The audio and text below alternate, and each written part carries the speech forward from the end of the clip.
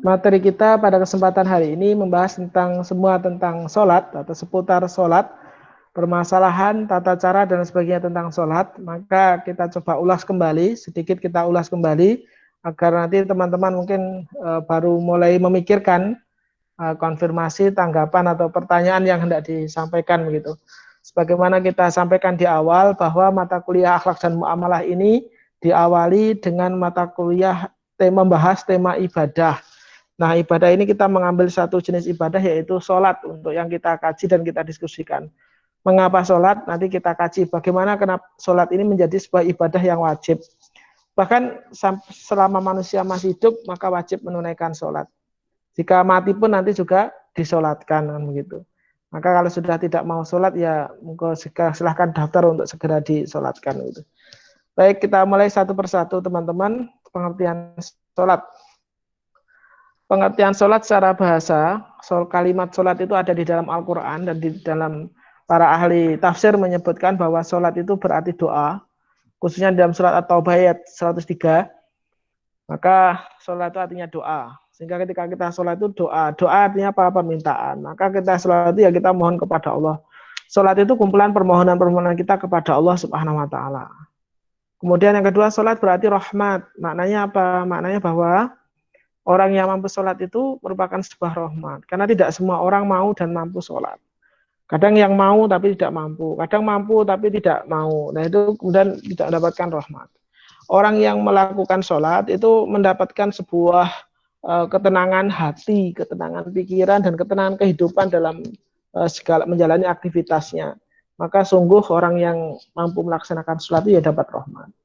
Adapun secara istilah, sholat adalah aktivitas manusia yang ibadah yang kemudian terdiri dari syarat dan rukun tertentu yang dimulai dari takbiratul ihram dan diakhiri dengan salam. Itu sholat secara istilah. Saya kira semuanya sudah sholat ya. Mungkin tinggal semoga tidak segera disolatkan gitu. Semoga bisa sholat sendiri gitu. Sholat itu diperintahkan Allah dalam ayat-ayat Al-Quran. Misalnya dalam dalil Al-Quran itu di dalam surat Al-Hajj ayat 77. Ya ayyuhalladzina amanu ruk'u wasjudu wa'budu rabbakum waf'alul khaira la'alakum tuflihun. Hai orang-orang yang beriman, rukuklah kamu, sujudlah kamu, sembahlah Tuhanmu dan berbuatlah kebajikan supaya kamu mendapatkan kemenangan. Al-Hajj 77. Nah, ini penting. Dalilnya ke sana. Sholat itu hukumnya wajib, maka harus itu. Dalam Islam dijelaskan bunyal Islamu ala khamsin syahadatu alla ilaha illallah wa anna Muhammadar Rasulullah wa iqamatus shalah wa ita'iz zakat wa hijjul bait wa shaum Ramadan. Islam didirikan atas 5 perkara. Syahadat, sholat, puasa, syahadat, sholat, zakat, haji, puasa. Lalu puasa kok nomor 5, Pak? Ya, dalam hadis begitu. Tapi dalam rukun Islam itu yang masyhur itu yang kelima itu haji.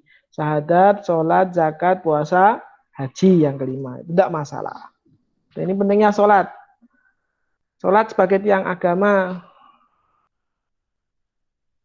Rasul amril Islam wa amuduhus sholat wa dawwatu syanamihil jihad fi sabilillah.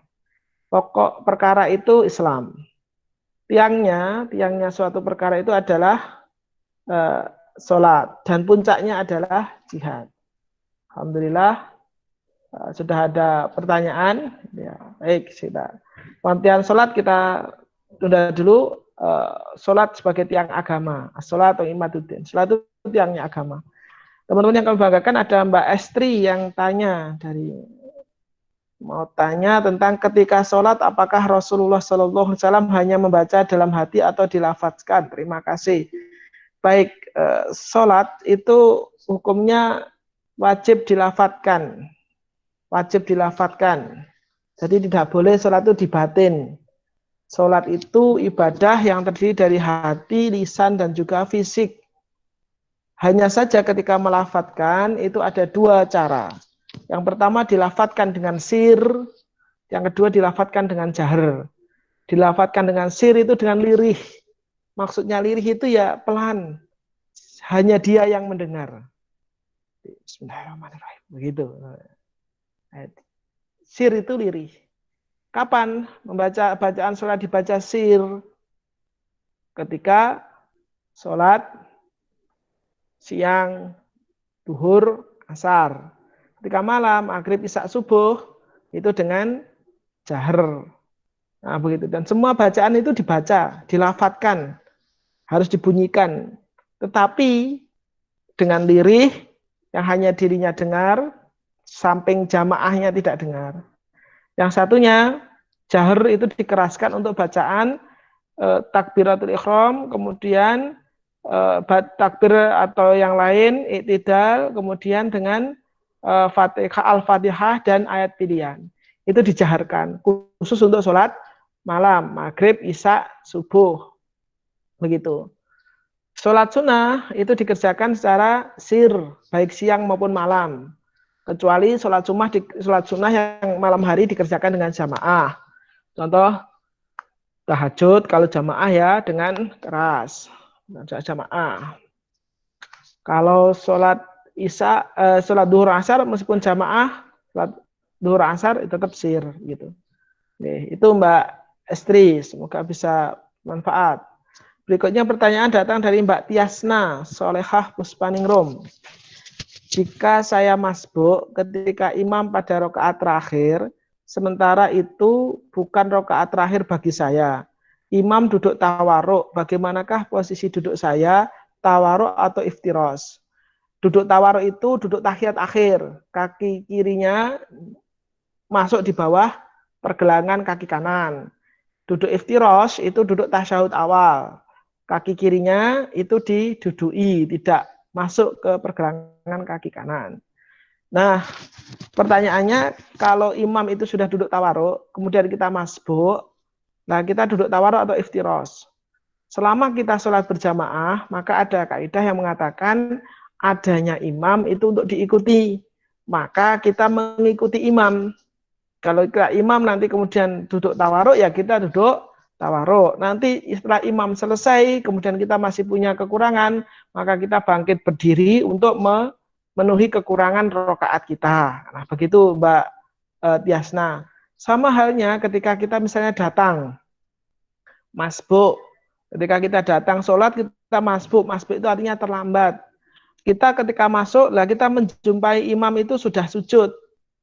Nah, berarti apa yang kita lakukan? Yang kita lakukan adalah takbiratul ihram, tanda kita memulai sholat. Allahu Akbar. Setelah takbiratul ihram, langsung disusul dengan sujud. Kita mengikuti imam meskipun kita tidak dihitung rakaat. Itu tidak dihitung rakaat bagi kita. Nah, tetapi itu kita mengikuti imam. Kenapa? Karena dalam sholat berjamaah itu adanya imam itu untuk diikuti. Maka kita wajib mengikuti imam. Bahaya bagi kita untuk kemudian mendahului imam. Tidak boleh kita mendahului imam, menyelisihi imam itu tidak boleh. Bahkan barang siapa yang mengangkat kepala lebih dulu daripada imam, lebih dari 3 kali dalam satu sholat, maka dia seperti kepala keledai. Ya, disamakan dengan keledai kata Rasulullah Shallallahu Alaihi Wasallam. Begitu tentang sholat jamaah. Monggo yang lain silahkan, kalau ada pertanyaan kami persilahkan. Pak, izin Monggo. bertanya, Pak.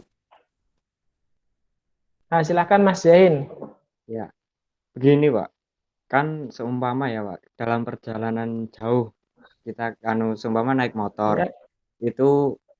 itu pas di perjalanan itu sudah waktunya masuk sholat maghrib. Terus di dalam kita mau melaksanakan sholat maghrib itu kita belum menemukan musola atau masjid Pak. Dan setelah